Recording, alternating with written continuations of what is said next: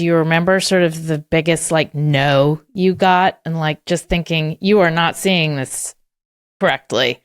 Yes, I remember quite vividly. There was one investor who, it was in one of these like big group partner meetings. We were presenting to a full partnership, and in one of our early slides, we said it said something along the lines of AI will depend on a growing amount of data, or something along those lines. And there was an investor who corrected me on that slide and said, well, actually, we've talked to some experts and they think actually maybe you don't need that much data. And I said, I don't know what to say. I think that you can tell from the entire industry that everybody's extremely data hungry. And that was, I think, they were very they dug their heels in on that point. And years later, that investor apologized to me. Now that obviously we're in generative AI world, it's clear that everybody is immensely data hungry, and all the labs are trying to get as much data as possible. What year was that? This must have been 2018. Okay. Yeah. Nice to get an apology. Seems rare. Yeah.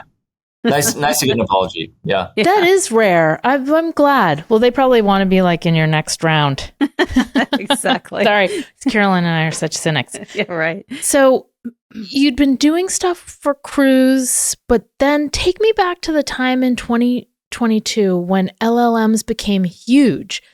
Did you know that would happen? I mean, I don't know if even Sam Altman saw just how big it would become. Take me back to what that felt like and what was going on in your mind.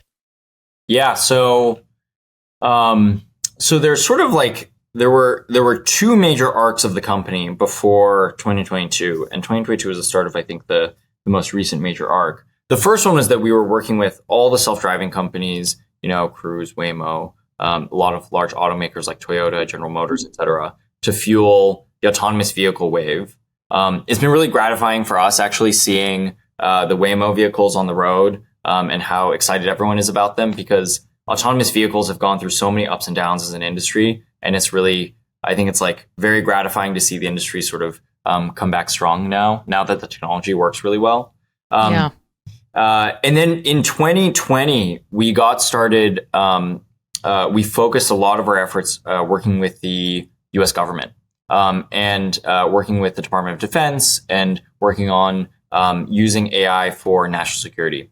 And it was actually relatively unpopular at the time. Now, defense tech is obviously this huge wave in and of itself. And I've been excited to see even YC invest into defense tech companies, which is awesome. But at the time, it was very clear that the U.S. government needed better partners on AI, needed more partners on AI. This was around the time when Google had sort of made public statements about not working on various defense applications. And so this was, starting in 2020, this was sort of the second major arc of the company, was really focusing on the government and national security AI problems. In that first year, 2020, we closed our first major contract, a $90 million contract with the DoD, and then continued building out the business over the next few years. And Can I interrupt you? How old are you at this time? And you're closing a deal with the DoD. Are you like 24 at this point? 23, yeah. 2020, I was 23, yeah. It must just blow their mind when you walk into the conference room and they're like, wow, this is a kid.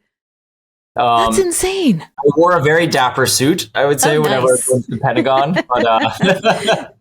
But we had really big believers and big champions, which is obviously key to everything in life. And so we were, and we've done great work. We've done great work with them. We're very proud of all the work we've done with the DoD.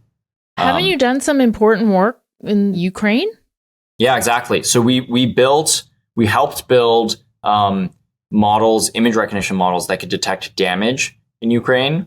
And so on consistent satellite imagery, you can detect any place where there's, damage or any kind of, basically military activity. And that's been really critical for the DoD, to coordinate their actions, but also for humanitarian organizations and and aid efforts to know where to divert resources. And so we built that with the DoD, but also, provided it to, various nonprofits and humanitarian organizations as well.